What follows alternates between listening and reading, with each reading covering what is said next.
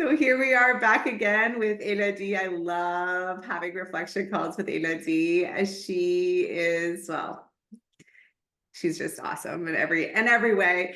And I'm going to let you lead the conversation because you said that you had some inspiration downloads come through. Maybe we could even explain a little bit what that is, because some people will be like, what is a download? And download basically is just a hit of inspiration or those aha moments that we get just out of nowhere. So whether that's coming from our high self, the universe, it's something that it's that guidance from the spirit world that is pointing us in the right direction and basically showing us breadcrumbs for things that we should start to explore. So I'm going to hand it over to you, Elodie, and we'll see where the conversation takes us. Yes, and just adding on what you said about there's a download on insights. It can also come through songs, or sometimes I wake up with a song that I know that I haven't listened or heard in a long time, and for some reason I wake up and it's in my head. It's not even I hear it outside; it's in my head. So it really comes in different ways, or you see a car and there's a message or something. So it It's really, so yeah. true. Thank you. Yeah, thank you for pointing that out because it really does come from so many channels of communication.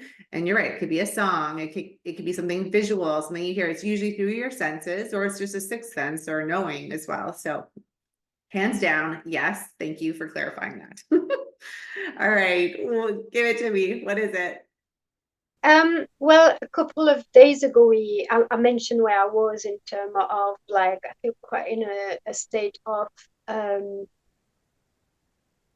what could seem like non-inspiration or non-doing, and then it was the question of comparison which came up because from the outside it could look like I'm doing nothing, and yet in me there's a lot of um alchemy, I would say, happening.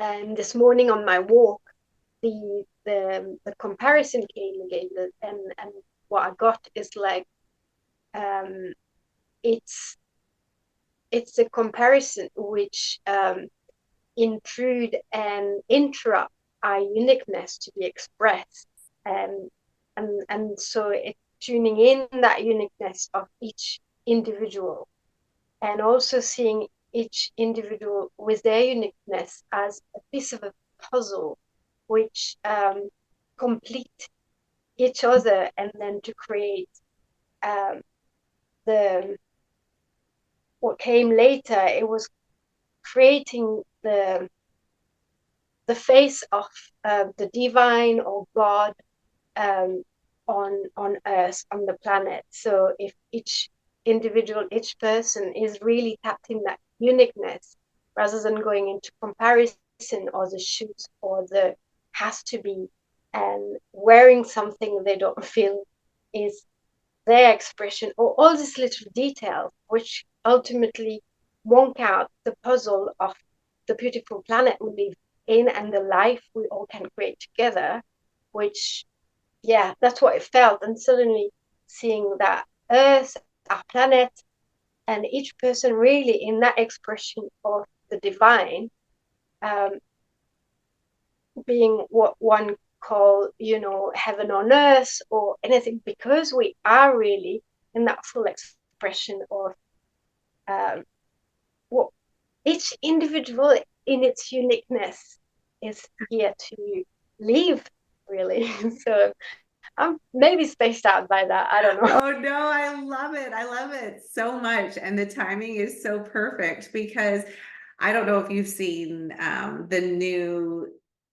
movie Inside Out 2. It's I believe it's a Disney movie. Anyhow, this I love that you brought this up because this is where I hold so much hope because the messages that are out there that are being taught to this next generation, I know things are just going to be different because they're having access to all this knowledge and wisdom that we didn't get a chance to to explore. And the message behind it is what you basically touched on, is that we are all uniquely ourselves, and it's accepting all parts of us, and it's our entire, every single aspect of ourselves is what makes us unique. And even like the parts that are more dense and shadowy, the experiences that weren't so good, it's what pushed us into our excellence and allowed us to really go into that full expression hadn't we had those experiences. So I love that you say that, and I can totally relate to what you're saying, because as somebody who spent the majority of her life trying to fit in and be a part of something that really wasn't her, and now I'm finally standing in my own energy and saying, yes, I talk to spirits. Yes, I love to giggle and play in my childlike energy. Yes, I have the curiosity of, I'm super curious, and my daughter will say, Mom, you're weird. Yeah, I'm weird. I love that part of me. So, and I think that we all need to start embracing all aspects of ourselves, and that is really freeing, because then we don't need to, when you tapped into that comparison, then there's no more it dissolves the illusion of comparison, because we truly are our own unique snowflake, and we can't be duplicated. I don't want to be anybody else. I want to be me now. And I feel that from you. I feel like you also have more to add to that. Well, yeah, and the illusion of the comparison and division, because sometimes as well in the comparison is a competition, and also it's like, oh, she or he's wearing this way or this way, so there's again always like a bit of a fight for something better, when actually we are already complete. um, I actually just, well, that's coming, so I'm going to share it. I remember when I was sitting in the library at uni one day years back, uh, and I was seeing all those people, and at uni, like this different style, and at some point, and because the library as well was just open windows, so literally I was just watching that, and suddenly I thought, what if all those people were naked, walking naked? Because there was a definition of what they were wearing, were a form of identity. And then as soon as the thought came, there would still be something, because with the nakedness, and it's like going under, and really, and when we're in this space, like not really, it's not we out of the body, but I was just feeling spacious in the sense of there's no separation, so it's feeling connected to everything. And what I was feeling as well in this morning, was coming through, is in that comparison and division. It's like, oh, this person has got more, or has got less, or is taking that and that. And in the uniqueness is actually just seeing really like a puzzle. So this person is bringing this to me, and I'm bringing that to that. And it's really like the cohesion and coming together, rather than in opposition of, well, which could be also coming back to the scarcity mentality, which I feel is kind of locked in the consciousness of the moment. I don't know over there in your country, but over here, I can feel it. And if we just like really sitting with oneself, and you were talking about embracing, and in that word, as you said it, I felt the embrace of the divine. The divine is not judging. And if we can embrace ourselves just like the divine would embrace ourselves, or how would we would embrace a child, or at the moment I've got duckling running around, and there's that, that innocence. And you were talking about the playfulness and the innocence and the childlike, then we can play with our differences as well within ourselves and with others. And then the difference becomes a curiosity. It's like, oh, how do you do that? Or how do you move like this? And having that curiosity about the other rather than the look at the difference is something which is to be feared. Then we can it's just open such a big world to live with each other rather than against each other as well. Right. And to celebrate another who inspires us, because that's that blending that I tapped into, that you said so beautifully. Because you're right. If we can get out of the separation and dissolve jealousy and thinking that somebody has more or less, like I'm sorry, but it's silliness. It's totally silliness. And the scarcity and the childlike energy, it's interesting. As you were speaking of that, I was also brought to a documentary I just watched about Celine Dion, and I honor her so much for sharing her journey and being vulnerable. I don't know if you watched that documentary. I saw some of it, yeah. And you spoke of the scarcity and her being one of 14 children, and the mother had to be creative, and she made dough and presented carrot pies because all they had were carrots. And the children just, I guess the first child ate it and showed gratitude for it, and how that, like, that story in itself is such a perfect example of everybody just acknowledges that everyone is doing the best they can in the situation, and just remove judgment and just be in an energy of gratitude for the things that we do have. And it's also interesting when you spoke of separation and you spoke of scarcity. I was also exploring the energies of, okay, that glass ceiling, right? Of the upper class. And there, if we're going to be honest, there's a lot of projected energy towards that upper class. And when I was really sitting in it, and as somebody who's starting to be more vulnerable on social media and who's super empathic, I really feel those projections that will come, and I'm really good at dissolving them and transmuting it, and we can talk about that later. But for somebody who maybe isn't aware, and let's face it, you tend to, as you have more, you tend to be more of a target for these energetic projections, whether people realize it or not. And then that's where that glass ceiling comes, because they're protecting their energy. And I'd like to also point out that it's nobody's fault whatever family you're born into. So it's just silliness that we are judging people when everybody's come into this human experience. We are all the same. We are just a big melting pot here to have this experience. And if we really are going to break the illusion of separation and start to work together, it does require a lot of self-awareness, maturity, growth, and being responsible for the stories and energies that we are projecting out in the world. Mm. And I mean, I was surprised to use the word scarcity or for it to come through, but then as I was listening to you, what came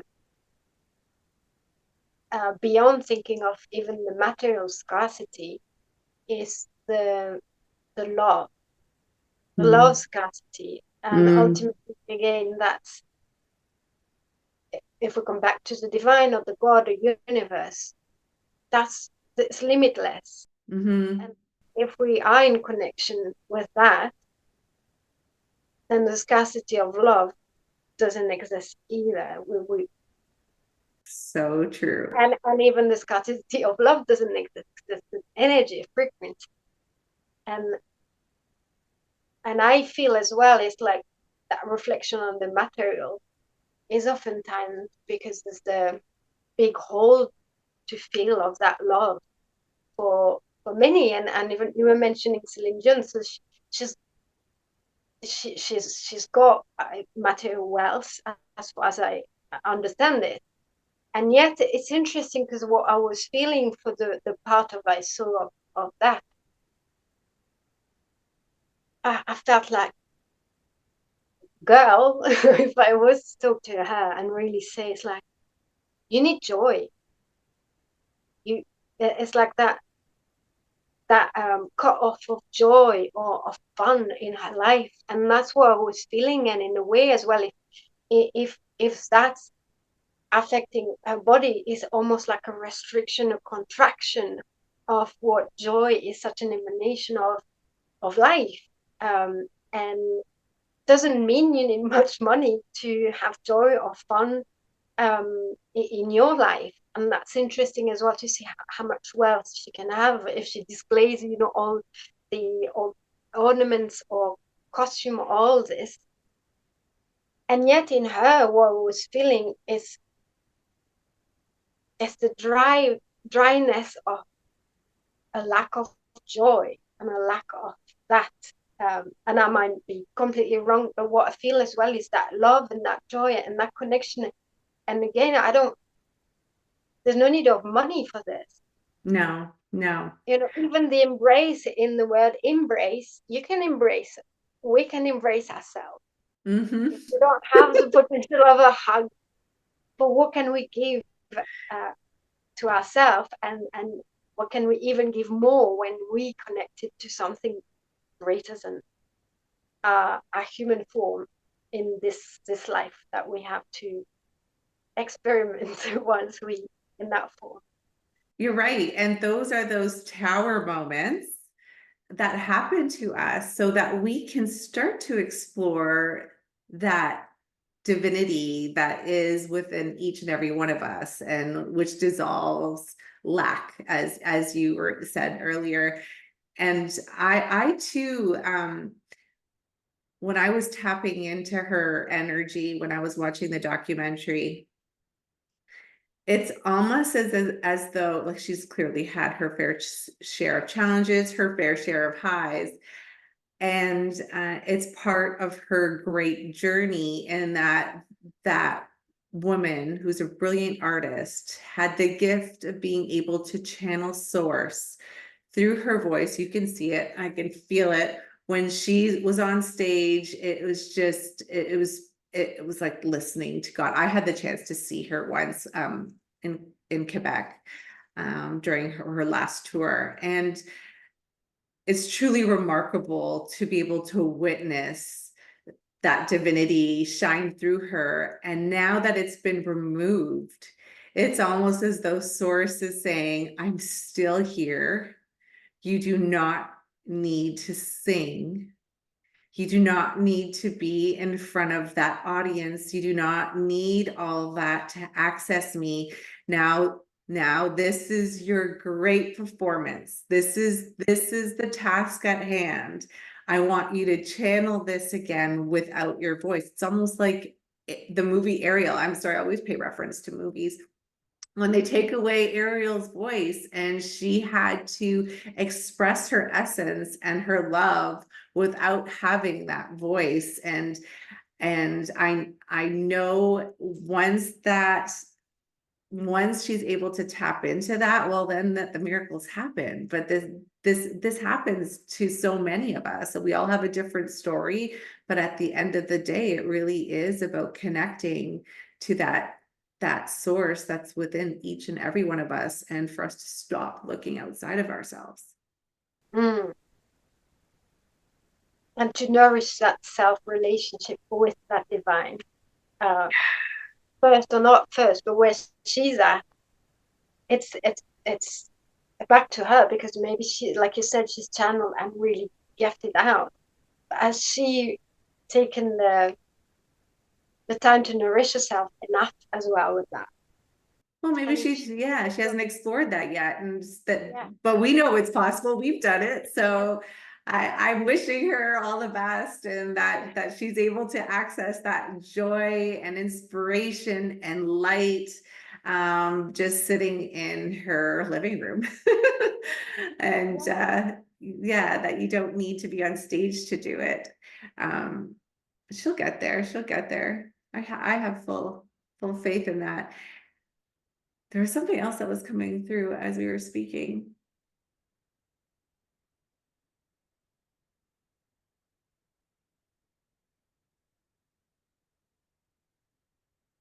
Wait, this is actually hilarious. I think this is so perfect because this is showing how, as we start to evolve and really tap in and use our quantum bodies and our senses, that you and I were just showing perfectly how you don't listen to you get really good at not listening to the ego. You know the difference between your ego and your high self, and you're waiting for that inspiration to come in. So it's kind of like you're looking in like thin air. And that's just a reality of living in these higher states of consciousness. And it's interesting to look for information that's not held in programming. mm. And what was coming is that ability to well, I don't know if it's just a word there, but to be in that moment of silence, or that moment of communication with another in the silence, which is not empty. It is full. Yeah. It's just waiting to really be voiced or be expressed in different form. Um, but really being comfortable with there's no words or there's nothing, and it's like coming back to what I was feeling at the moment for me is that it's not even a space of integration. It's like it's nothing, and it's okay. It Yeah. I might feel it up with like, or feeling like, oh, I'm gonna do this or do that, but I'm aware that whilst I'm doing this and that with the impression of doing something, it's giving more space to what's being again alchemized within my body, and so within my being, to be in greater alignment for whatever is next into perfection kind of thing. So I'm aware as well of that. Sometimes I feel like, what am I doing, looking at maybe a silly video or something, and I'm like, but I know in those moments it's giving plenty space, because I also know what it is to just sit there, or either in a place of meditation or contemplation, and so I can recognize it's the same frequency, but I'm bringing in some what could look like distraction, and yet it's not. It's really giving full Mm. space to that, whilst I might be dawdling about, or flicking through something. Mhm. And That's what I call active meditation, because you really aren't living in your programming. So you're not hearing a story in your head, and you're just tuning into the frequency of your being, and the frequency that's all around, and then it as a whole, because there are so many layers to it. As you said, it's like that jigsaw puzzle, and it's all has that. Yeah, it's the field working as one with the laws of the universe. And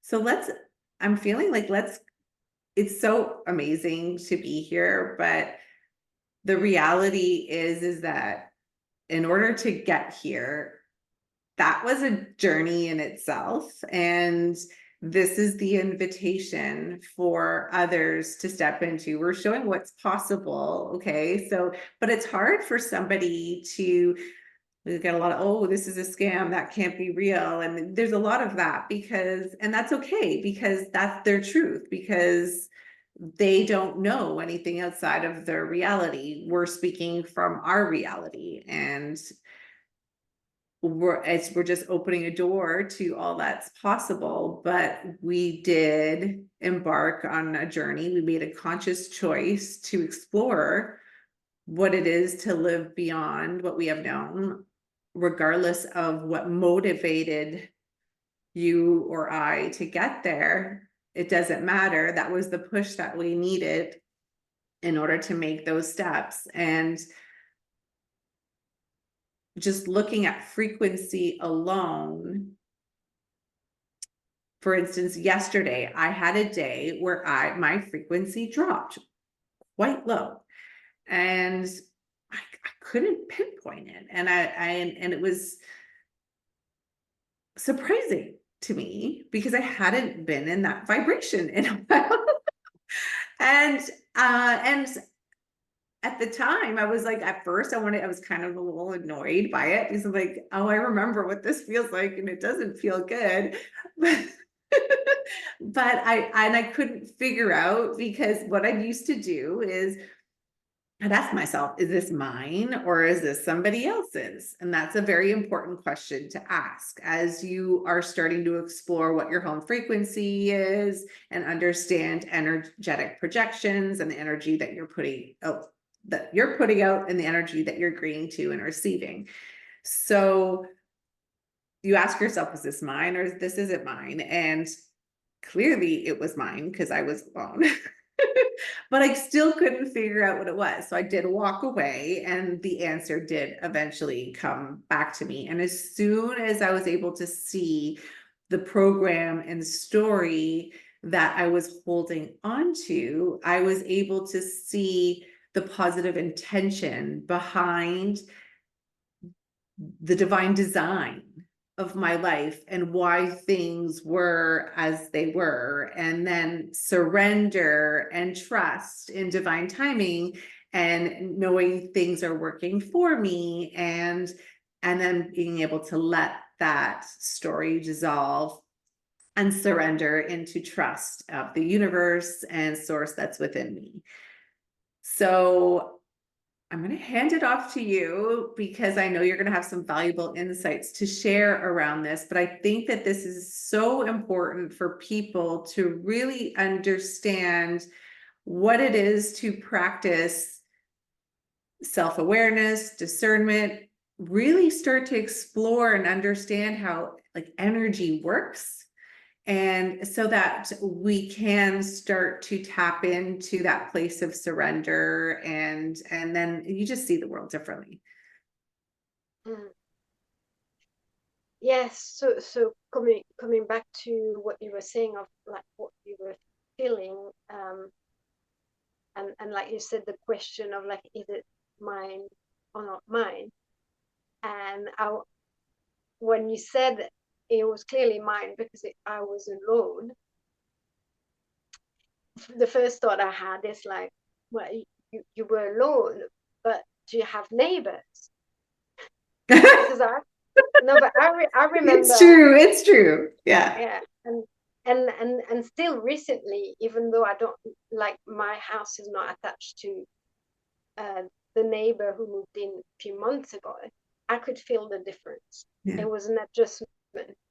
And when I was living in a flat and there was someone on top, on another flat, or someone next door, I could feel it as well. So sometimes it seems because we're alone in our room, it doesn't. And even beyond that is we can feel the collective consciousness. Yes. The super empaths can relate to that, and maybe you can share what you do to alchemize that energy. I'll let you keep going. Sorry. No, that's fine.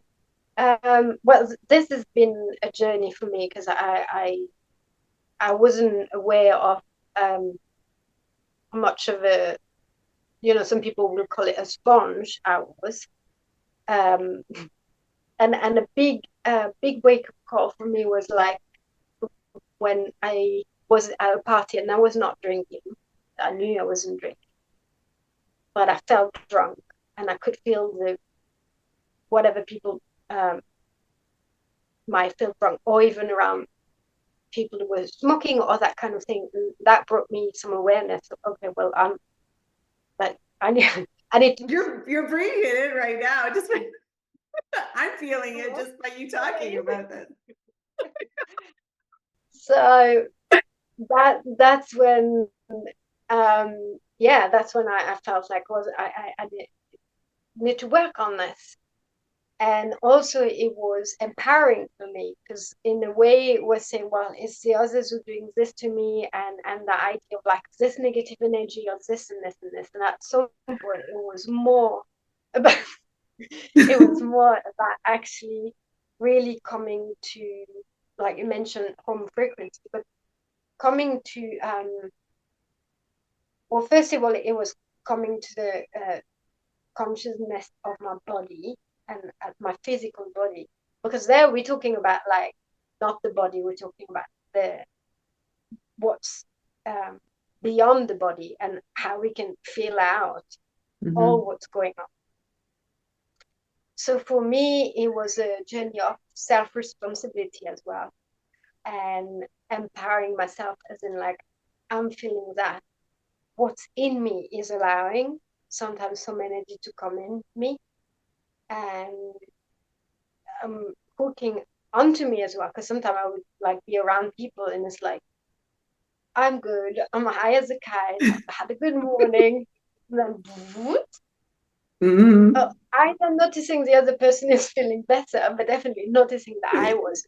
Right. And yeah, and in That's those a moments, projection. That's a projection, and that's a perfect example of hooking in. Yes. yeah, And that's why a lot of empaths have started, they see it as a curse, and then they isolate themselves and don't go out, and instead of seeing it as this incredible superhuman gift that we have. And if you just learn to shift the energy and move the energy, it's like it's life changing. Like you saw what I did earlier when you were bringing in that absorbing the energy, and I was like, yeah, no, I'm not absorbing this. I can feel it, and I just blow it away, almost like I'm like a cigarette. For me, it's like or a cigar. I smoke it, and it moves out, even though I don't smoke. That's yeah, that's history. But in my yeah, you know 20s, what I feel.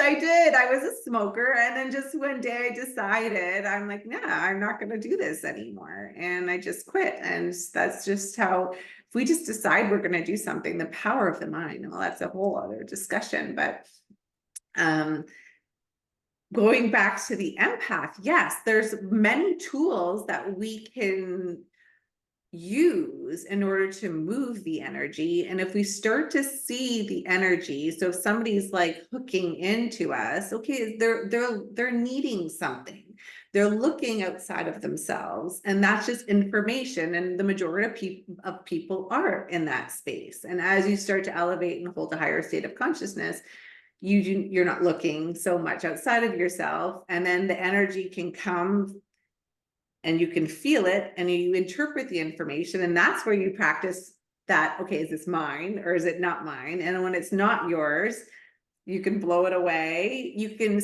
do something as simple as, that's not my energy, and just say it in your head, that's theirs. I send them with love, let them have their own experience. I'm going to stand in my own energy. Or what you can also say, do a lot of people do their return to senders. So I return to all senders, both known and unknown. That is a beautiful practice for any empath to use on a daily basis. And And and shaking as well. I yes, mean, not like crazy shaking, but sometimes it's just I mean, naturally sometimes I would go yeah, like this. And there's also tools in terms of energetic tools. But a bell. yeah. And ultimately it's just it's the main one is just to have the awareness that something's off, and just see where that comes from. And for me, rather than like being the victim, oh, this person is negative, I need to protect myself and all this, it was empowering to realize what within me was allowing that. Sometimes the the people pleaser aspect, or also the healer. So there was Mhm. also seeing all this persona, or not, I don't have the right word, but those aspects of myself which were allowing ultimately this to happen. And even if now this happened, it's just seeing that information, what's in me is allowing this, that dynamic with that person or with an environment, or where am I not looking after myself? Where have I not said no, or I don't want to do this, or it's time for me to go somewhere else? So ultimately, it's really, again, about the relationship with myself, and Yes. beyond that, the connection with source, which when you got that connection, in a way, you're held in so much power that he can Mhm. be in places where I'm seeing looks sometimes, it's like suddenly I feel someone, or I feel a look, and I can recognize those looks as before I would like, oh my God, I need to protect myself, I need to make myself small, I need to run away. And it's like, okay, this is happening, but I'm not saying back off, but something in me is also saying, look, you're not touching me with whatever, or you're not taking from me. And ultimately, at some point as well, nothing can be taken, because we are so Mhm. full of source that even that is a blessing for those people who might want it, or not putting names on, because there's so much. Even empath can be reductive on some level, because there's the label, and it can be disempowering, like using vampires. And at some point, it's empowering to recognize what's my role in that, Mhm. and how can I come back to the true foundation of sitting in my throne as source has got my back, and source is expressing through me. And with that, you're all powerful, but in the true sense of the power of grace, in a way, it's like you you beam out, you shine, and you can be touched. And I'm not saying that I'm there, but there's moments that I found that it's like, okay, I'm I'm safe also, because ultimately seeing where within oneself we're not feeling safe, or one is not feeling safe, or I was not feeling safe, and I was um, reproducing that unsafety as well, to make me believe I wasn't safe. So it's that loop of something within me recreating that, to keep my belief of I'm not safe as well within the world. Right. So as you're speaking to this unsafe and security and shining,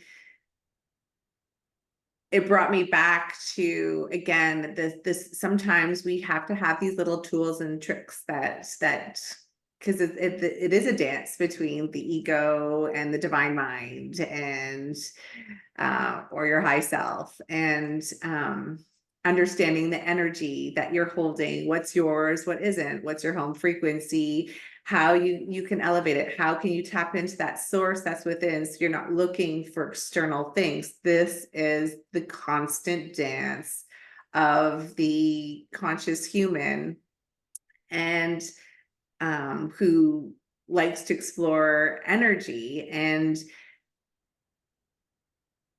one of my favorite things is, well, I think it's important when we're looking outside of ourselves. You touched on the empath and the mirroring, because I truly believe that they both roles are there to teach one another, to help them both evolve into their highest selves. One requires a dismantling of the ego, and the other one requires a build up, a self-empowered. And that is a dance in itself.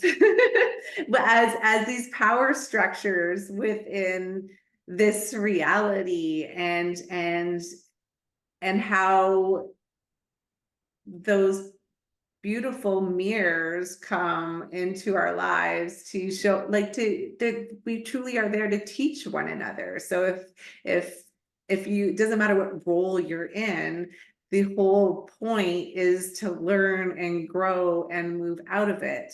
And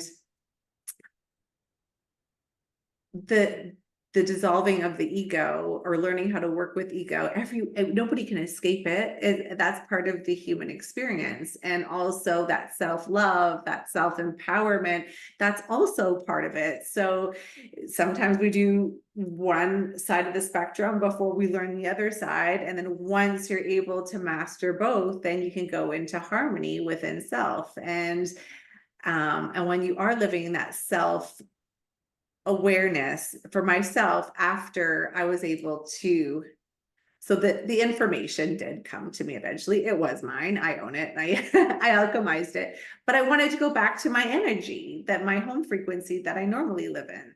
So when you spoke of shining, that's what I do. It's important that we all have a mantra. We all have something that just gets us back into our lane, into our frequency. And I'll say, damn it, Liane, you are the sun. Your name literally means the sun. Start shining. So, and then that's what I'll do, either a pineal gland activation, or I envision the sun in my heart, and it just spins and it moves into expression. And then I can tap into that field, that frequency, and everything just shifts. It's like I've crossed over that line. I'm in the field, or as some people in tarot talk, you're in the north node, and you really are living in a different dimension.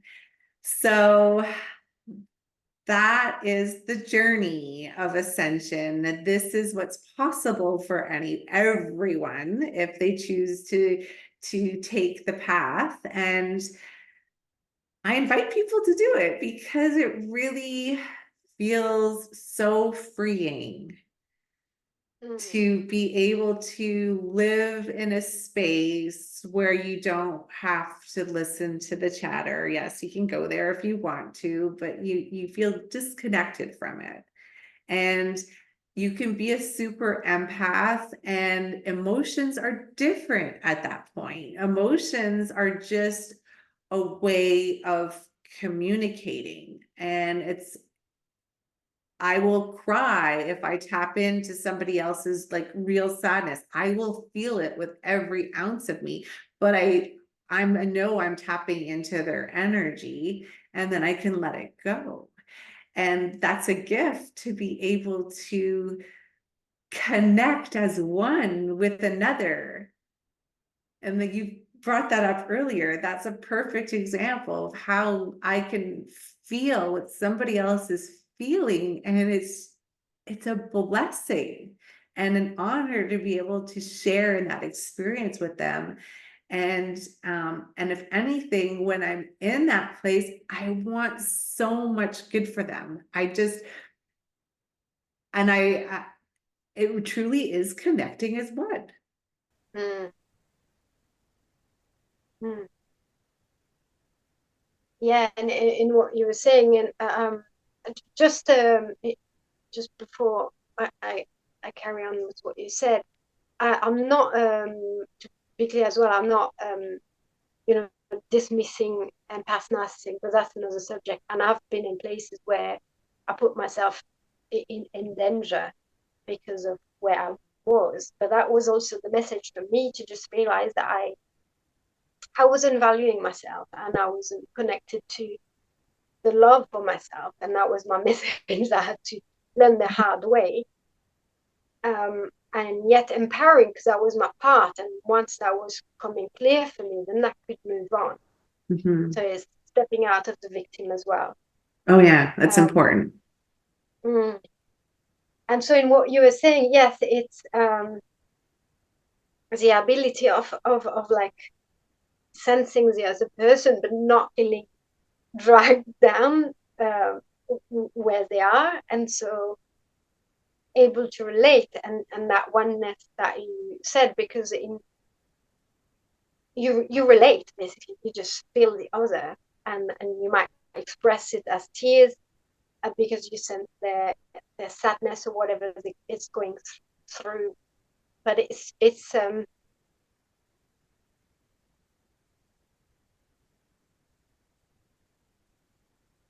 like a held reflection. It's because you're aware that it's not yours, and that Mhm. to come to that place of discerning that what I'm feeling is not always mine, but it's okay as well um to have the empathy for another, and and to be there in that way for the other. Yeah, and if you're unsure, ask spirit to show you. I personally will see a golden thread that connects me to the other person so that I know that I'm just we're in sync, we're plugged in, and I get to have this experience with this person. And then I can disconnect. And but it also allows me to be able to see information that maybe that person can't see so that I can channel and guide them into their next for their greatest and highest good. And sometimes it's shown to me in a way that I'm not giving all the answers, because we both know that it's better if we see it for ourselves. It has much more impact and more value. So yeah, Yeah, it truly is a gift. that's where you see it as a gift, when it's not like feeling overwhelmed because suddenly there's all this emotion in a room or with someone you with, because you, like you said, you see information. The question is like, is it there to be shared? Like I remember a friend, and I would share it, but not because I was like so greater than him. And and I understood as well that, I mean, he was not, it was not welcome for him. So I understood as well that whatever I could pick up was not always for me to share. But it's also, sometimes we can ask, can this be tuned down? Like, can I not feel everything so much? This is something which I find sometimes we can ask to. It's like, okay, can even if I can hold what I'm feeling, but in the sense of sometimes it's so pregnant information that I wanted to share, for, like you said, you want the good for the other person, and you say, it's like a bit like, oh, I've got the solution, and yet it might not be welcome, or the person is not ready to hear anything. Exactly. So sometimes it's better to just zip it. I'm just going to hold the energy here and I'm going to let you discover this in your own time, because that's again that place of oneness, recognizing that we're all ascending together and we hold space for another, and so that they can grow and step into their highest selves. And recognizing the dance of energy and up and down and vibration is just part of this experience. And if we're going to tap into like the human experience, and then there's the spirit world, like this is a gift to be in human form. We get to touch, to feel, to sense, to like, it's just so freaking yummy. And you don't get to, like, when you start to play with the spirit world, you recognize like, hey, that they're love and light, and there's all kinds of, it's its own field in itself, or it's its own dimension in itself. But you don't get to have this. This is amazing. This is a gift, and this world is just so beautiful. And And just to add on what I was saying, that information that sometimes comes in the presence of another, asking as well if it is actually the information is for me too. Like sometimes, that oneness is also in what the other person is going to reflect for me, even if it's just like a micro or reminder for myself. yeah, So, yeah.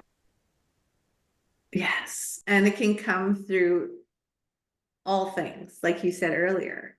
Children are the best teachers, the best.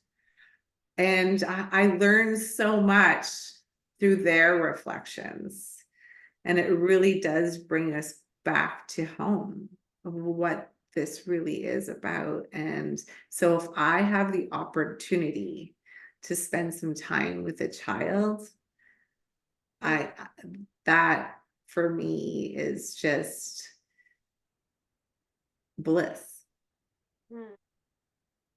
And when they're struggling and with whatever, and I'm the one that gets to be there to guide them through that experience so that they can see that this world doesn't have to be scary, Mm. and give them that experience so that they can move out of it and still feel loved and safe and okay, then that is a beautiful exchange that is Yeah. shaping our future. And it's like um, you are reprogramming them instantly in that moment of whatever dissonance they were feeling, which was bringing them into distress or fear. Yeah. And And yet yeah, they come to me as the master teacher. yeah.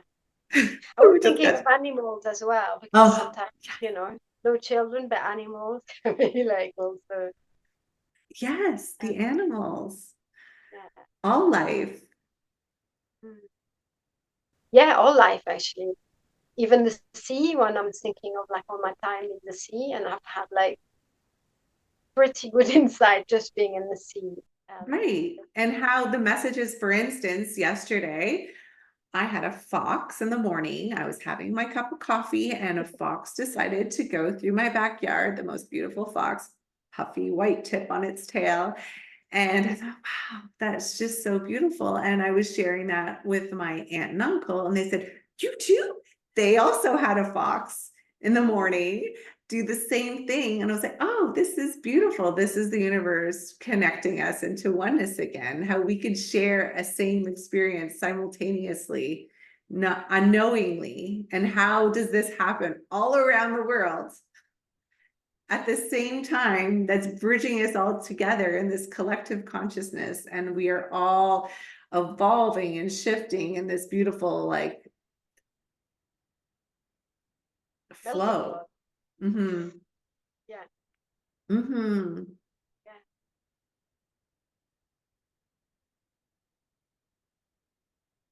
So what for you is the most important step now, or as you are well, in this state of being? Now we get to see the gifts, and Um, but just connecting it to the oneness. yeah, it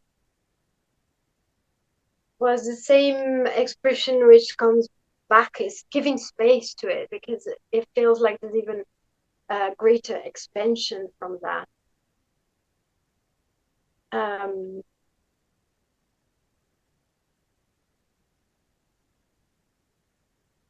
and in that way, the sense of allowing, um,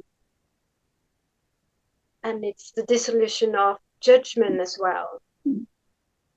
I was, Yeah, judgment's a big one. I'm glad that you're bringing that up, because we think a lot of adults will pretend they don't judge, but let's be honest that that's the ego, right? And there's so much and as an empath we can tap into it. We don't say anything, but it's everywhere, and it's nothing to be shameful of. It's just, again, information. It's no different than the empath who is feeling the energy. When you start to recognize judgment in another, that's just communication. That's something to be looked at. mm, So I was listening to what you were saying, and I was listening as well, which was with the start of the word judgment, as you were asking me what's for me the next, and it's allowing the oneness within myself. Because there's judgment as well. How much judgment can I have with myself? Um, if even if I pick them, or even if there's not many, or but it's noticing. But what I feel with that space that I'm in is allowing the oneness within me, and that comes back as well to what you were saying earlier. It's all those parts. And even if on some level with the work I've done, they've been dissolving. It's it's allowing the because on the other side of all those parts which we might consider not oneness, there is oneness. So it's like that. It's now allowing the oneness to fully.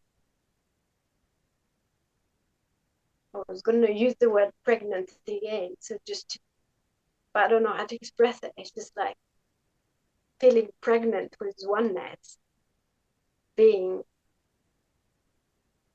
It's birthing life. So yeah, and in that way, it's giving birth to oneness through me, the best I can. You did a beautiful job of dissolving judgment of self by bringing it back to that beginning part. Because you're right. Again, it's all of our experiences, all those aspects of us that make us uniquely us. Mm. And do we really want to take away those things? Then we wouldn't be who we are. And I don't want, like, no. And if there's parts of us that feel a little sticky, then that's an invitation to change the script. And once that script is changed, guess what? You'll be grateful for that part, because now all of a sudden your story has been one of inspiration and redemption and greatness that will inspire another, which brings it back to oneness, because we're all in this journey together and we're all learning from one another. And it's time that we all start to stand in our own authentic energy, be okay with all aspects of ourselves, and start to feel inspired by one another, but do the inner work towards your greatest self and every now moment. And those days that you get discouraged, don't compare outside of yourself, compare yourself to your former self and look how far you've come. And if you just keep getting up like Muhammad Ali, and you may fall back down over and over and over and get knocked down, but you have to be your own goddamn hero and stand up for yourself, hold your head high, because you're winning. You're winning. You're here. You're alive. You get another day. This is the invitation. Yeah, and it's making that choice, like you mentioned, step up again and again, but also making the choice of the experience I get to have, or and even if exploring what might look like an identity, but I'll do it with from oneness. And so it's a bit like putting on a suit or putting on something, or I don't know, I have the vision. When I was a kid, maybe I had this paper, I don't know if it was paper dolls or something, but you could place like a little something paper on them. So you Oh, get yes. I know what those are, those cutout dolls. Yeah, and you get to choose, but fully consciously, and have the full experience of it.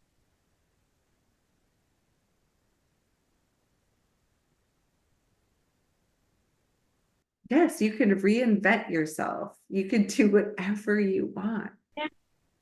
And and I don't know, it's just like that uniqueness and that oneness. So your experience of something will be specific to you, and then we can share the experience we've had of something which is similar.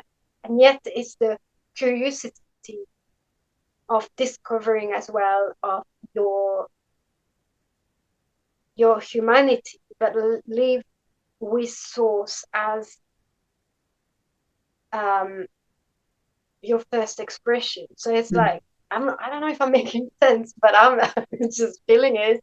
It's kind of having You're, it blank feels like you're canvas. speaking of co-creation right now. Yeah, and it's a blank canvas. It's like Exactly. yeah, You start from source and you co-create, and you can create whatever you want. yeah. And it is like those paper dolls. And when you're really connected to self and you keep accessing and igniting that source of energy from within, and keep your frequency high, Mm, because let's face it, the higher it is, the easier it is to tap into those other dimensions. mm.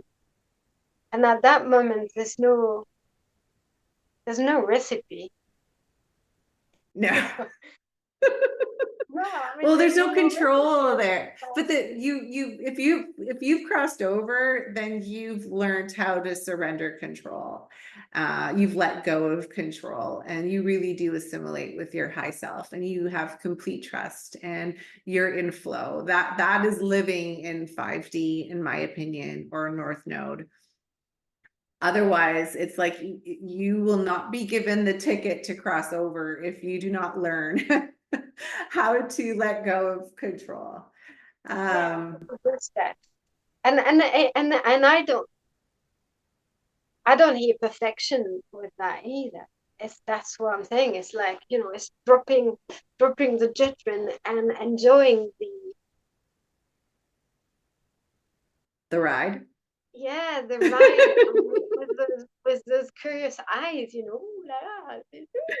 It is a ride. It is a ride. And as we start to, more and more of us start to cross over, and you start to have these divine unions, the divine masculine, divine feminine, or whatever, even just to the twin flames, whatever you want to call it, that's when the real ride begins, because you have two evolved souls who are working together. There's no more separation, and just in flow with one another, living in purpose. And that is the ride, I believe. And that's something that is we're starting to see manifest in this reality. And it's just so beautiful to witness. And every time I can tell when a couple, regardless of gender, are together and they're so in sync, and you can tell they're both evolved, and it's like witnessing magic. And to me, so you talked about earlier about like that whole jealousy thing, whatever. No, I'm not jealous. I get to tap into that energy and witness it, and I'm in awe of it. Yes, I'd like to experience that for myself. And if it's meant to be, again, I'm in flow and I'm just letting things unfold. But to witness that magic between two people is that is a gift in a whole other dimension. Mm, yeah.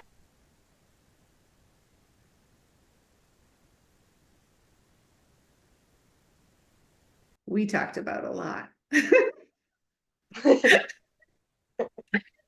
Now, that's what happens to me when sometimes when I'll do an activation or I'll move energy through, I tend to end, this is how I know this is the end, because I get these giggles and I can't control it. It's like I'm a bubble burst inside, and I just want to, if anything, it feels like codes of rapture. And it's like it's a celebration, it's the grand applause, and it's the way Sora says, okay, that's a wrap, that's beautiful, standing ovation. So, I'm having the image of myself rolling. You know, when you just oh yeah, cartwheels. whatever. It's just like yes, it's but in the joy. That's it. It's just like Mhm. no more words. Yeah. Actually, it's like woof. Yes, joy, joy, joy, joy. I love joy. So with that, Inadzi, I will end this conversation. I really, really, really look forward to my time with you. Let's please do this again, even if this is a bi-weekly thing, because what comes, it's just so much fun. I truly, truly enjoy my time with you. Yeah, same here. It was fun. Yeah, and that's that's cool to be able to talk like this was fun. You know, it's like It's true. nothing deserves about it, is It, it? it's true. Like, how many people do you know you can say, oh yeah, I went to a party and I felt completely high and I didn't take any drugs. It's because you get it, I get it. A lot of people don't get it, but that's the power of the empath. Yeah, So you were high a bit, but you got high on me before the call, so now we was high on each other. we're definitely riding a whole other frequency right now. Yeah. And it was a lot Yeah, of fun. Thank yeah. you. You.